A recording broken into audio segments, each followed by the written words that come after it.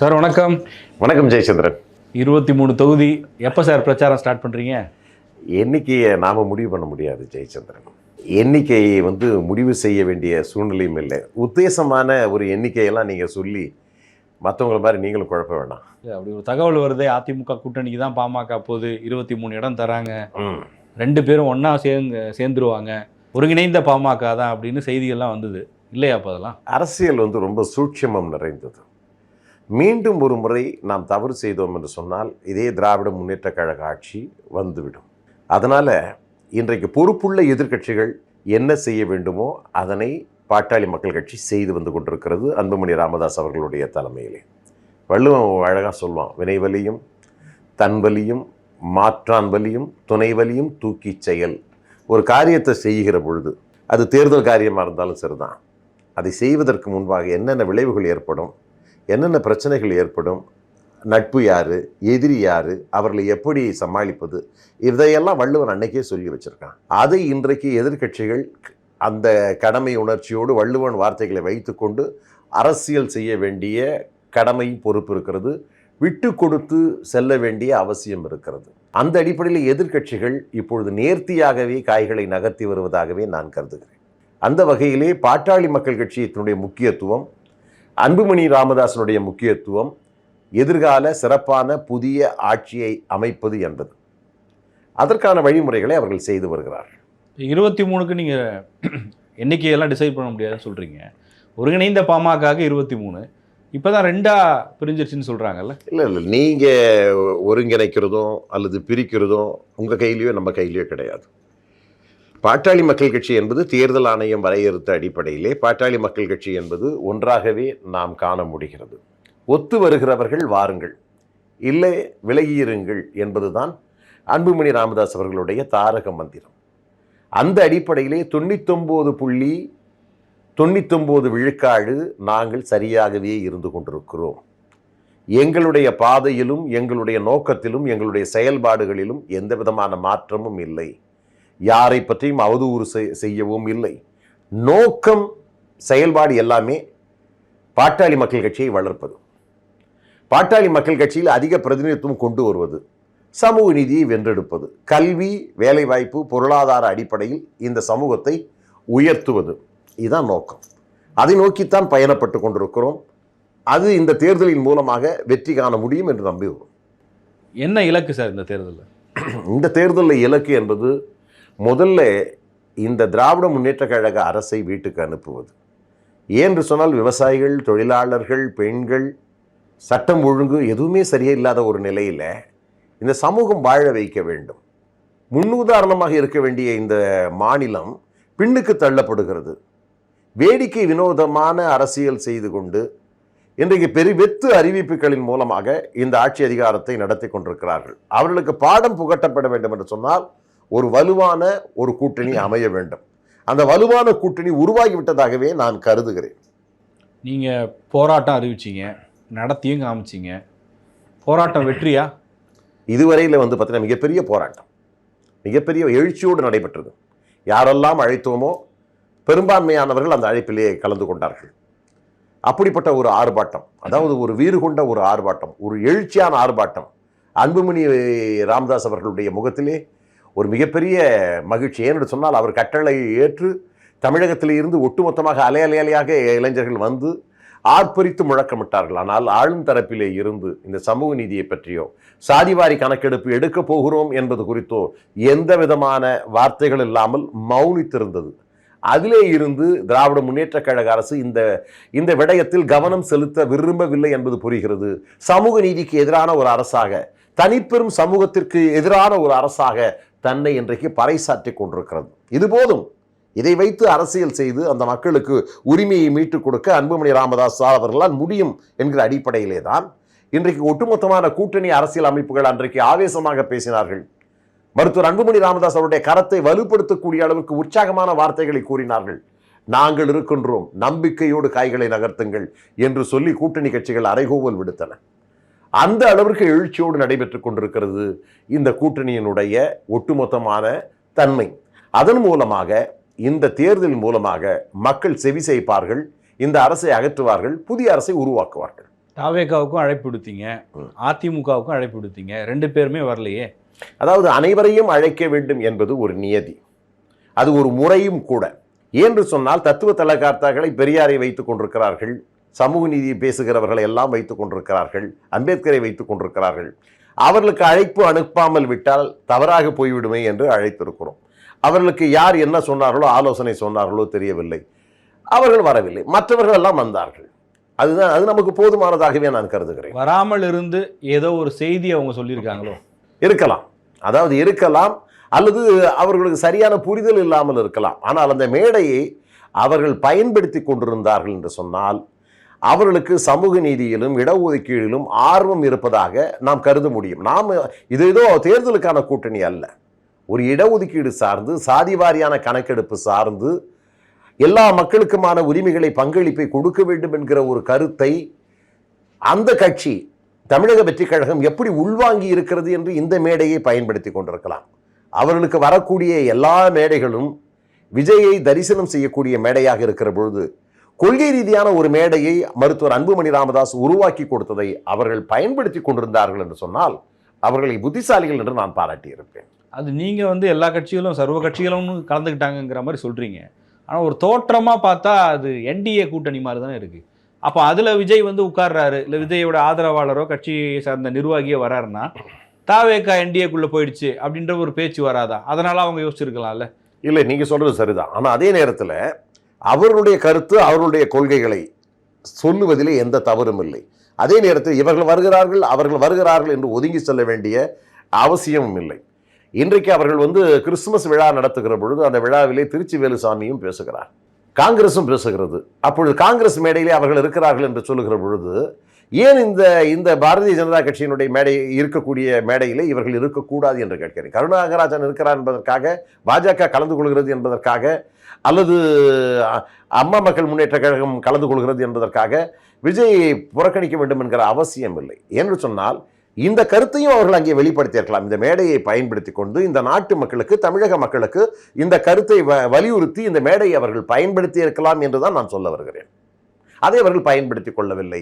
அதுதான் சொல்லுகிறேன், அவர்களுக்கு வழிகாட்டுகிறவர்கள் அல்லது ஆலோசனை செய்கிறவர்கள் வேறு கோணத்தில் சிந்தித்திருக்கலாம் என்றுதான் நான் கருதுகிறேன். அப்போ இந்த கூட்டணி கணக்குகள் இதெல்லாம் இப்போ பேசிக்கிட்டு இருக்காங்க. இந்த நேரத்தில் நீங்கள் ஒரு போராட்டம் நடத்துறீங்க, அந்த போராட்டத்தின் நோக்கம் என்னன்னு தெரியுது. ஆனால் அங்கே கலந்து கொண்டவர்களை வைத்து பார்க்கும்போது பாமக என்டிஏக்கு தான் போக போகுது அப்படிங்கிற ஒரு முடிவுக்கு வந்துடலாம்ல.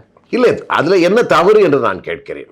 அதாவது இந்த நாட்டை ஆண்டு கொண்டிருக்கக்கூடிய பாரதிய ஜனதா கட்சி, இந்த நாட்டை வழிநடத்தி கொண்டிருக்கிற பாரத பிரதமர் ஒரு துறவு வாழ்க்கையை வாழ்ந்து இந்த சமூகத்திற்காக அர்ப்பணிப்போடு செயல்பட்டு கொண்டிருக்கக்கூடிய உலக தலைவர்களை ஒப்பிடுகிற பொழுது உலகத்தில் இன்றைக்கு இப்பேற்பட்ட தலைவர் இருக்கிறாரா என்று கேட்கக்கூடிய அளவுக்கு நரேந்திர மோடி அவர்களுடைய செயல்பாடுகள் இருந்து கொண்டிருக்கின்றன. நரேந்திர மோடியால் இந்தியா உயர்கிறது, நரேந்திர மோடியால் இந்த சமூகத்திற்கும் சமூக மக்களுக்கும் நன்மைகள் கிடைக்கின்றன. அந்த வகையிலே இன்றைக்கு தமிழக மாநிலம் சிறக்க வேண்டும் என்று சொன்னால் பாரத பிரதமர் நரேந்திர மோடியுடைய அனுசரணையும் அனுகூலனும் இந்த மாநிலத்துக்கு கிடைக்க வேண்டும் என்ற கருத்து அனைவருக்கும் இருக்கிற பொழுது பாட்டாளி மக்கள் கட்சிக்கும் அது ஏற்புடைய கருத்து தான். ஆகவே இது எப்படி போகிறது என்பதை நாம் புரிந்து கொள்வதற்கு முன்பாக அதை வழிநடத்தக்கூடிய தலைமையும் அந்த இயக்கமும் அதனுடைய தலைமையை பற்றி நாம் தெரிந்து கொள்ள வேண்டும். இவைகளெல்லாம் திராவிட முன்னேற்ற கழகத்தை வீழ்த்தக்கூடிய ஒரு ஆயுதமாகத்தான் பாரத பிரதமருடைய முகம் இங்கே வரும். எடப்பாடி இந்த கூட்டணிக்கு தலைமை தாங்கினாலும் கூட நரேந்திர மோடியுடைய முக்கியத்துவத்தை இந்த மாநிலத்துக்கு சொல்ல வேண்டிய கடமையும் பொறுப்பும் இருக்கிறது. ஏன் அதை பாரதிய ஜனதா கட்சி சொல்லாதா என்று கேட்டால், பாரதிய ஜனதா சொல்லுகிற பொழுது அதற்கு வேறு முகமூடியை பூசுவார்கள். அதே பாட்டாளி மக்கள் கட்சி சொல்லுகிற பொழுது அது ஏற்புடையதாக இருக்கும் என்கிற அடிப்படையிலே தான் இப்பேற்பட்ட ஒரு சமூகத்தினுடைய அடையாளமாக திகழக்கூடிய நரேந்திர மோடி, அதே போல சிறப்பான ஆட்சியை நடத்தக்கூடிய தன்மையில் இருக்கக்கூடிய எடப்பாடி பழனிசாமி, இவர்களெல்லாம் இந்த கூட்டணியில் வரக்கூடிய சூழல் இருக்கிறது என்று நான் இதை உறுதிப்படுத்த தயாராக இல்லை. ஆனால் இது நிறைவேறலாம் என்கிற அடிப்படையிலே தான் இந்த கருத்துக்களை நான் சொல்லிக் கொண்டிருக்கிறேன். அன்புமணி ராமதாஸ் போட்டியிட்டாலும் அவரை எதிர்த்து நான் போட்டியிடுவேன்னு ஜி.கே. மணி சொல்லியிருக்காரு. ஜி.கே. மணி வெர்சஸ் அன்புமணியா? இல்லை, நான் ஏற்கனவே சொல்லுகிறேன், யாருக்கு எதிராக நீங்கள் ஒப்பிட்டு பேசுகிறீர்கள் என்று எனக்கு தெரியவில்லை. அந்த மனோதிடம் என்ற ஜி.கே. மணிக்கு எப்படி வந்தது என்றே எனக்கு புரியவில்லை. யார் எந்த இடத்துல சொல்லி கொடுத்து இப்படி பேசுங்கள் என்று சொன்ன காரணத்தினாலே தான் ஜி.கே. மணிக்கு அந்த அளவுக்கு பேசக்கூடிய தைரியமோ துணிச்சலோ நிச்சயமாக அவருக்கு கிடையாது. ஆனால் அவரை பார்த்து நான் பரிதாபப்படுகிறேன். ஏன்று சொன்னால் வளர்த்து ஆளாக்கி உருவாக்கியவர்களிலே அன்புமணி ராமதாஸ் அவர்கள் முக்கியத்துவம் வாய்ந்தவர்.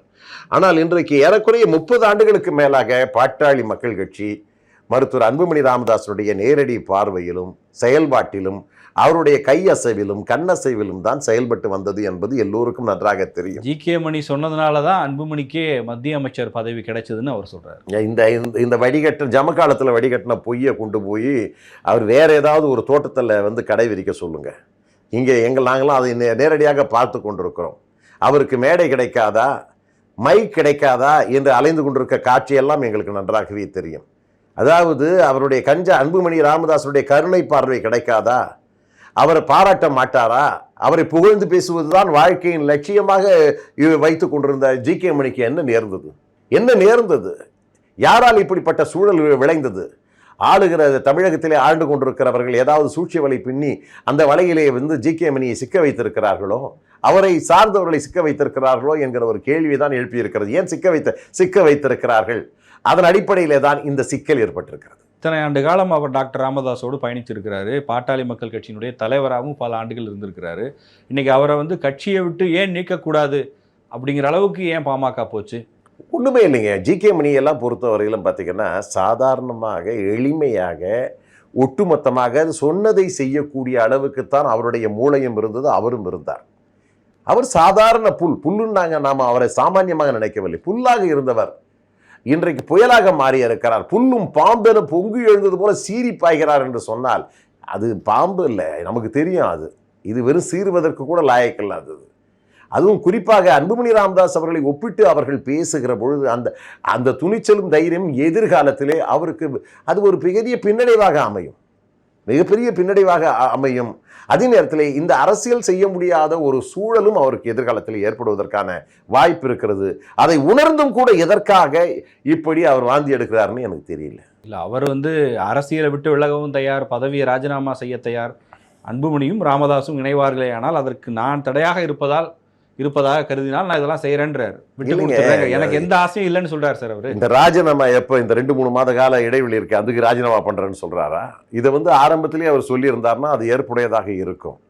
அதாவது ஒரு தேர்தலிலே மட்டும் ஜி.கே. மணிக்கு சீட்டு கொடுக்காம இருந்திருந்தா அதனுடைய விளைவுகள் என்ன என்று தெரியும். ஒவ்வொரு தேர்தலிலும் சீட்டுக்களை பெறுவது, அதன் மூலமாக வெற்றி வாய்ப்பை ருசிப்பது. 4 முறை சட்டமன்ற உறுப்பினராக மாறி இருக்கிறார். போதாக்குறைக்கு அவர் மகனுக்கும் நாங்கள் சீட்டு கொடுக்கிறோம். 50 ஆண்டு கால அரசியலை நான் செய்திருக்கிறேன். இவருக்கு முன்பாகவே நான் அரசியலுக்கு வந்திருக்கிறேன். வன்னியர் சங்கத்தை வழிநடத்தி இருக்கிறேன். கிராமமாக சென்றிருக்கிறேன். மருத்துவர் ஐயா யார் என்று ஒவ்வொரு கிராம மக்களுக்கும் நான் சொல்லியிருக்கிறேன். என்னுடைய ஒளிநாடாக்கள், என்னுடைய பேச்சுக்கள், என்னுடைய மேடை பேச்சுக்கள், நான் வைத்திருந்த நிலபுலங்களை எல்லாம் விற்று இந்த இயக்கத்திற்காக போட்டிருக்கேன். அப்படி ஏதாவது இவருக்கு நிலங்களும் உணர்ந்து அதை விற்று இந்த இயக்கத்தை வளர்த்திருப்பாரா, அல்லது ஐயாவை சமுதாயத்திற்கு அடையாளம் காட்டியிருப்பாரா?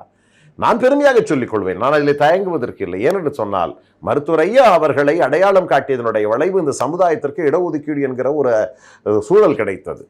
இவர்களையெல்லாம் இவர்கள் பேசுவதை நான் கண்டுகொள்ளவில்லை. இப்படிப்பட்ட துதிபாடிகள் நிறைய பேர் இருக்காங்க. இல்லை, அவர் என்ன சொல்றாரு, கலைஞர் என்ன கட்சிக்கு வர சொல்லி அழைத்தார், செல்வி ஜெயலலிதா இருந்த காலகட்டத்தில் அதிமுகவுக்கு வர சொல்லியும் அழைப்பு வந்தது. அதெல்லாம் வேணான்னு சொல்லிட்டு நான் இருந்தால் கடைசி வரையும் டாக்டர் ராமதாஸோடு தான் இருப்பேன்னு சொல்லி தானே உறுதியாக இங்கே இருக்கிறேன்னு சொல்கிறேன். அள்ளி விடுகிற பொய்களை எல்லாம் இன்றைக்கு கணக்கிலே வைத்துக்கொண்டு என்கிட்ட கேள்விகளை கேட்காதீங்க. ஏன்னா அது அள்ளி விடுகிற பொய்கள். இந்த முகத்தையும் இந்த செயல்பாடுகளையும் வைத்துக்கொண்டு அதிமுகவும் திமுகவும் அரசியல் நடத்துமா என்று எனக்கு தெரியவில்லை. இன்றைக்கு சொல்லுகிறேன் ஜெயச்சந்திரன், இன்னைக்கு பாட்டாளி மக்கள் கட்சியிலே இருந்து விலகி ஓடி திராவிட முன்னேற்ற கழகத்திலே இணைந்த எண்ணற்ற சட்டமன்ற உறுப்பினர்கள் என்ன செய்து கொண்டிருக்கிறார்கள் என்று உங்களுக்கு தெரியுமா? அவர்களுடைய பெயராவது புரியுமா? ஒரு முறை இன்றைக்கு அவர்கள் அந்த கட்சியிலே சேர்ந்ததற்கு பிறகு சீண்டுவாரற்று கேட்பாரற்று அவர்கள் வீதி ஓரத்திலே வேலையற்றவர்கள் போல இன்றைக்கு திரிந்து கொண்டிருக்கக்கூடிய பைத்தியக்காரர்கள் போல் தெரிந்து கொண்ட அவல நிலையில் இருந்து கொண்டிருக்கிறார்கள் சட்டமன்ற உறுப்பினர்கள், நாடாளுமன்ற உறுப்பினர்கள். இந்த பொன்னுசாமின்னு ஒருத்தர் இருந்தால் அவர் எங்கே போனார்? இன்னைக்கு இப்போ அதே பாட்டாளி மக்கள் கட்சியின் மூலமாக சட்டமன்ற உறுப்பினராக மாறிய தமிழரசன்லேருந்து செந்தமிழ் செல்வன்லேருந்து இது மாதிரி நிறைய பேரை நான் குறிப்பிட்டு சொல்லக்கூடிய ஏறக்குறைய 15க்கும் மேற்பட்ட சட்டமன்ற உறுப்பினர்கள் ஏதோ அங்கே கிடைக்குதுன்னு சொல்லிட்டு போய் திராவிட முன்னேற்ற கழகத்தில் உட்கார்ந்து கொண்டு இதுவரையிலே ஸ்டாலினை கூட பார்க்க முடியாமல் அவருடன் படம் பிடிக்க முடியாமல் இன்றைக்கு தத்தளிப்பு போய் வந்து நடுக்கடலில் தத்தளித்துக் கொண்டிருக்கிறார்களே. இந்த மாதிரியான கொடுமை இருக்கு. அதே முறையில் தான் ஜி.கே. மணி அவர்களும் போயிருப்பார், சென்றிருப்பார். அதனால தான் இன்றைக்கு மருத்துவர் அன்புமணி ராமதாஸ் போன்றவர்களுடைய பார்வைப்பட்டதற்கு பிறகுதான் அவர்களை இவர் புகழ்ந்து புகழ்ந்து பேசினுடைய விளைவுதான் 4 முறை சட்டமன்ற உறுப்பினர்கள் இன்றைக்கு இந்த மாநிலத்திலேயே மிகப்பெரிய அளவுக்கு அவரிடம் இருக்கக்கூடிய மகிழ்ந்து போல சொகுசுக்கு விழுந்து போல வேற யார்கிட்டையுமே கிடையாது. தமிழ்நாட்டிலே யாருமே வைத்திருக்கக்கூடிய அபூர்வமான வாகனங்களை எல்லாம் அவர் வைத்திருக்கிறார். அவரிடம் சொத்து பலமெல்லாம் கோடிக்கணக்கில் இருக்கிறது. எப்படி வந்தார்கள் என்று தெரியாது. ஏழ்மையின் விளிம்பிலே இருந்தவர்கள் இன்றைக்கு இந்த பாட்டாளி மக்கள் கட்சியிலே இருந்து இப்படி உயர்ந்திருக்கிறார்கள் என்று சொன்னால் அதன் பின்னணியை நான் ஆராய விரும்பவில்லை. அதுவும் தேவையில்லாதவை. ஏனென்று சொன்னால் அவருடன் நாங்கள் இணைந்து பணியாற்றியவர்கள், களப்பணியாற்றியவர்கள். நீங்க பெரிதும் மதிக்கக்கூடிய டாக்டர் ராமதாஸ் அவரை ஓய்வறியா உழைப்பாளின்னு சொல்லி பாராட்டி தன் அருகிலேயே உட்கார வச்சிருக்காருல. தன் மகனுக்கு எதிரான ஒரு அரசியல் போராட்டத்தை இன்னைக்கு அவர் எடுத்தாலும் கூட தனக்கு அருகிலேயே வச்சு அங்கீகாரம் கொடுக்குறாரு அப்படின்னா அவருடைய உழைப்பு இல்லாமையா இந்த இடத்துக்கு வந்திருப்பாரு, இல்லாமையா பக்கத்தில் உட்கார வச்சிருப்பாரு. தெரிந்தே பொய் சொல்வதிலே மருத்துவ ஜி.கே. மணியை குஷிப்படுத்துவதிலே மருத்துவர் ஐயா வல்லவர். பல பேரை எப்படி அவர் புகழ்ந்து வாயார புகழ்ந்து தள்ளியதும் எனக்கு நன்றாக தெரியும். அந்த வகையிலே இன்றைக்கு ஜி.கே. மணியை அவருக்கு ஜி.கே. மணி யார், ஜி.கே. மணியோட பின்னணி என்ன, அவருடைய செயல்பாடு என்ன, அன்றாட வாழ்க்கை நிலவரங்கள் என்ன, அவர் என்ன செய்து கொண்டிருக்கிறார் என்று எல்லாமே தெரிந்தவர் தான் மருத்துவர் ஐயா அவர்கள். அவர் இப்படித்தான் பாராட்டுவார், இப்படித்தான் பாராட்டி மகிழ்வார். ஏனால் ஜி.கே. மணியை விட்டால் மருத்துவர் ஐயாவுக்கு இப்பொழுது யாரும் இல்லை. ஆனால் எங்களை பொறுத்தவரையிலே எங்களுக்கு எங்களுடைய அரசியல் வழிகாட்டி என்பதோடு மட்டும் எங்களுடைய அடையாளமே மருத்துவர் ஐயா. அவர் எந்த சூழ்நிலையிலும் நாங்கள், அதாவது ஒரு இயேசு கிறிஸ்து வசனம் ஒன்று இருக்கோம், நாங்கள் அவரை கைவிடுவதில்லை, எங்களையும் அவர் கைவிடுவதில்லை என்கிற அடிப்படையில் எங்களுக்கு தெரியும். அவர் எப்பொழுது எங்களை எல்லாம் ஏற்றுக்கொள்வார் என்று எங்களுக்கு நன்றாகவே தெரியும். வேறு வழி இல்லை. அவர் எங்களுடன் இணைந்து எங்களுக்கு வழிகாட்ட விரைவில் வருவார். ஆனால் இன்றைய சூழ்நிலையை பொறுத்தவரையிலே மருத்துவர் அன்புமணி ராமதாஸ் சொல்லுகிற செயல்பாடுகளை, வழிகாட்டுதலை புரிதலோடு செய்யக்கூடிய ஆற்றலோடு தான் நாங்கள் இருக்கிறோம். இன்றைக்கு யாரும் எங்களுக்கு தேவையில்லை. மருத்துவர் அன்புமணி ராமதாஸ் இருந்தாலே போதும். இந்த இயக்கம் விடியல் பாதைக்கு மிக விரைவில் வெளிவரும். எவ்வளவு இடங்களில் வெற்றி பெறுவோன்னு ஏதாவது கணக்கு வச்சிருக்கீங்களா? நிச்சயமாக. நான் சொல்றேனே, தொடர்ந்து சொல்லி கொண்டிருக்கிறேன். நான் தொடர்ந்து சொன்ன 2 விஷயங்கள் நடக்கல. மருத்துவர் ஐயா அவர்களும் இவர் இணைவார்கள் என்று சொன்ன ஒரு விஷயம், மிக விரைவில் இறைவார்கள் என்று சொன்னது நடக்கவில்லை. நான் அதை ஒத்துக்கொள்கிறேன். இன்னும் நடக்கும்னு இன்னும் நம்புறீங்களா? இல்லை, நான் நம்பலை. இப்போ நம்பலை. இனிமேல் நம்புவதற்கு நான் தயாராக இல்லை. நான் இப்பொழுது உங்கள் மூலமாக, ஏன்னா நான் பலமுறை உங்களிடம் பேசிவிட்ட காரணத்தினாலே இனி நான் நம்ப தயாராக இல்லை. கூட்டணி கட்சிகள் அந்த மாதிரியான முயற்சியில் ஏதாவது ஈடுபட்டார்கள் என்று சொன்னால் தயவுசெய்து தோல்வியிலே தான் ஈடுபடுவார்கள். ஆகவே பாட்டாளி மக்கள் கட்சி என்பது மருத்துவர் அன்புமணி ராமதாஸ், பாட்டாளி மக்கள் கட்சி = மருத்துவர் அன்புமணி ராமதாஸ். அந்த மாதிரி அந்த நிலைக்கு வந்துவிட்டதற்கு பிறகு யாரிடமும் இன்றைக்கு இவர்தான் அவர்கள் வர வேண்டும், இவர்கள் இருக்க வேண்டும் என்ற எண்ணமே இல்லை. நமக்கு அது முடிந்து விட்ட கதை. அதனாலே தான் சொல்லுகிறேன், இந்த முறை ஒரு புது வேகத்தோடு பாட்டாளி மக்கள் கட்சி அதிக இடங்களிலே வெற்றி பெற்று இந்த கூட்டணி ஆட்சி பொறுப்பிலே இடம்பெறும் என்பதுதான் முக்கியத்துவம் வாய்ந்தது. கிங் மேக்கரா நீங்கள் தான்? அப்போ கிங் மேக்கர் நான் தான் சொன்னேன். ஏற்கனவே பார்த்தீங்கன்னா நல்ல கூட்டணி அமைகிற பொழுது நிறைய பேர் இடம், ஜனநாயகம் தானே இது, இந்த ஜனநாயகத்தில் எண்ணிக்கை தான் முக்கியத்துவம் வாய்ந்தது. அந்த அடிப்படையிலே எல்லா அரசியல் கட்சிகளும் இந்த முறை பார்த்தீங்கன்னா திமுகவை வீழ்த்த மக்களே முடிவு செய்திருக்கிறார்கள். போதாக்குறைக்கு திமுகவை வீழ்த்துவதற்கு விஜய் போன்றவருடைய அரசியல் கட்சிகளும் வந்திருக்கின்றன. விஜய் பார்த்தீங்கன்னா அவர்கள் எந்த வாக்குகளை நம்பிக்கொண்டு லட்டா அப்படியே 15 விழுக்காடு தூக்கிட்டு போவானுங்க. திமுக இருக்க முஸ்லீம் இஸ்லாமியர்களையும் கிறிஸ்துவர்களையும் லட்டா அப்படியே தூக்கிட்டு போவாங்க. அந்த வாக்குகளை இன்றைக்கு கூறு போட்டு அறுப்பதற்காக தமிழக வெற்றி கழகம் வந்திருக்கலாம். ஆகவே திராவிட முன்னேற்ற, நான் சொல்லுகிறேன், திராவிட முன்னேற்ற கழகத்தினுடைய வாக்குகளை ஒட்டுமொத்தமாக எடுப்பதற்காக வருகிறார்கள். அந்த அடிப்படையில் இந்த பிளவுகளுக்கு மத்தியிலே எங்கள் கூட்டணி வலுவாக உருவாகி செயல்பாட்டுக்கு வரும் என்பதுதான் நிதர்சன உண்மை. நன்றி சார். நன்றி.